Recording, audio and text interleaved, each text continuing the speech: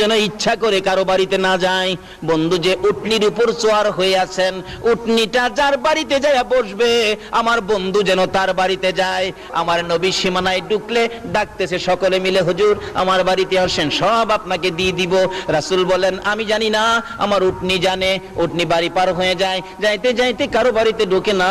যাইতে যাইতে আবু আইয়ুব আনসারীর বাড়ির কাছাকাছি গেলে খালি চারদিক উটনি খালি ঘুরে ঘুরে চায়।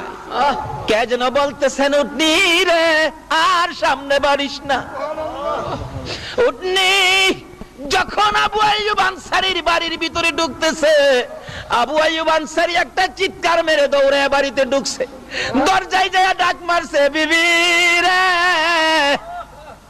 আর কান্দিস না রে বিবি, মাথা উঠাইয়া দেখ মক্কার উদিত সূর্য তোর বাড়িতে উদয় হয়ে গেছে। ওই মহিলা মাথা নিচে দিয়ে কাঁদতেছিল, কপালটা উঠাইয়া আমার নবীর সুন্দর চেহারা দেখে আমার আল্লাহ দরবারে শুকর আদায় করেছে। বলতেছিলাম চোখের পানি দিয়ে যদি আবু আইয়ুব আনসারীর বিবি গরিব হইয়া আমার নবীকে পাইতে পারে, একটা বুরাকি নবীর জন্য কেঁদে বুরাকি পাইতে পারে না। জিবরাইল বলেন তুমি যখন আমার নবীর জন্য কাঁদছো, আসো তোমাকে নিয়ে যাব। জিবরাইল বলেন যখন এই জীর্ণ শীর্ণ শুকনা বুরাককে চোখ গা হয়ে গেছে টান্দা যখন আমি জিবরাইল ধরলাম, আমার নবীর বরকতে সঙ্গে সঙ্গে পুরাপুরি সুস্থ হয়ে যায়। রওনা হবেন যাওয়ার জন্য।